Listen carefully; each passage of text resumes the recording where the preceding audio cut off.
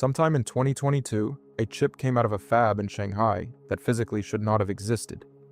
It was packaged, sold, and sitting inside a consumer device that anyone could buy.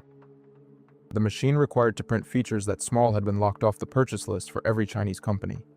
And that machine cost roughly $180 million, weighs around 180 metric tons, and only one company on Earth builds it. On paper, the chip was impossible. In the teardown lab, it measured 7 nanometers in class. That is the headline. The headline is not the story. The story is the mechanism that produced the chip without the machine. And the mechanism is the part that should reshape how you think about export controls entirely. Hold the word patterning. It comes back. The chip in question is the Kirin 9000S, found inside Huawei's Mate 60 Pro. Published teardown analysis from Tech Insights, cited across the trade press in 2023, indicated a 7 nanometer class process node. The exact designation depends on measurement methodology, so class is the honest framing, not a hedge meant to soften the claim.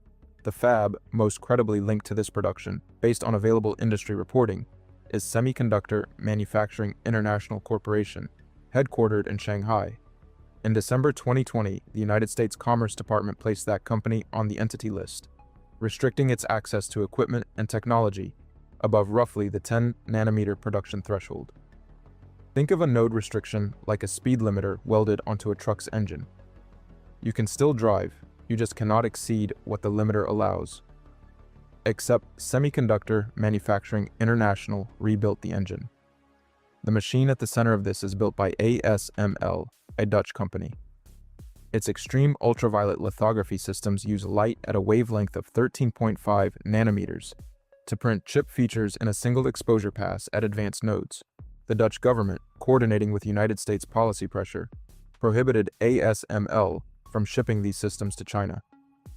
The machines themselves are roughly the size of a city bus, contain parts sourced from more than 5,000 suppliers across 3 continents, and represent one of the most complex manufactured objects in human history. That is the object China cannot import. Without extreme ultraviolet tooling, producing sub-10 nanometer features requires a workaround using older deep ultraviolet machines, which operate at a longer wavelength and physically cannot print features that fine in a single exposure. A deep ultraviolet machine trying to write at 7 nanometers is like trying to sign your name with a whiteboard marker on a surface the size of a postage stamp. You can do it, but you have to make multiple careful passes, and every pass is another chance to drift. The technique is called multi-patterning. A single circuit layer is exposed across multiple sequential lithography steps, each adding resolution the tool alone cannot achieve. The most demanding variant is self-aligned quadruple patterning, which requires 4 aligned passes where one was designed to be enough. Intel and TSMC used versions of this as a bridge strategy before extreme ultraviolet tools became commercially viable. Once the machines arrived, the industry largely stopped pushing aggressive multi-patterning because extreme ultraviolet was faster, cheaper per wafer at scale, and produced better yields. The technique did not disappear. It simply had no further reason to advance. Imagine building a brick wall using half-size bricks. You use more bricks, more mortar, more time, and the wall is thicker for the same span. But you do not need the machine that cuts full-size bricks. That is multi-patterning. More passes, more cost, more risk, and no extreme ultraviolet required. Semiconductor Manufacturing International is reported, based on industry analyst estimates, to be running an intensive version of this approach on its existing deep ultraviolet tool fleet to reach 7 nanometer class dimensions. Yield figures for this process have not been independently confirmed. Reports suggest the process runs meaningfully less efficiently than TSMC's comparable node, but exact numbers are analyst estimates, not documented production data. My read is this: the deeper injury to the United States position is not that Semiconductor Manufacturing International caught up. It is that Semiconductor Manufacturing International now knows how to run a process that does not depend on any supplier the United States controls. The dependency chain was supposed to be the lock. They walked around it. The cost and yield reality deserves honest accounting before the strategic argument lands. Producing chips via multipass, deep ultraviolet patterning is reported to be significantly more expensive per wafer than extreme ultraviolet-based production at equivalent nodes, because of additional tool time, materials, and waste from lower yield. Lower yield means more of each wafer is scrapped, which raises the effective cost per working chip. A car factory that hand welds each frame takes longer and costs more per unit than one running robotic lines. The cars still drive. The cost curve punishes you at volume and at the bottom of the market, not at the top. For applications where the buyer is price insensitive or where no alternative supplier exists, a cost premium is not necessarily disqualifying. And the node gap remains real. TSMC is reported to be in production at nodes well below 5 nanometers. Semiconductor Manufacturing International, demonstrating 7 nanometer class capability in 2022 and 2023 is notable, but the frontier has moved since then. I want to be honest about what I do not know. The cost and yield gap is real, and I am not going to paper over it with strategic framing.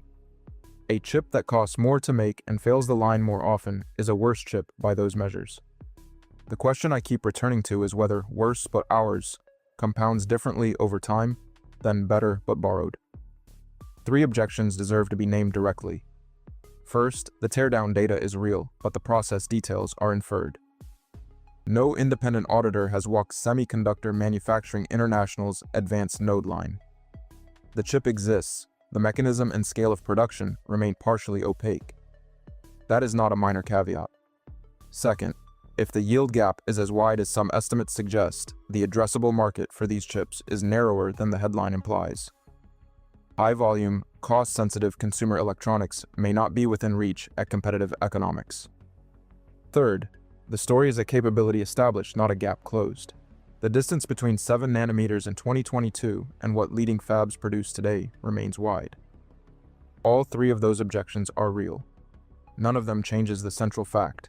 A process that did not exist inside China's borders in 2019 exists now, and it exists specifically because the restriction made acquiring the easier path illegal.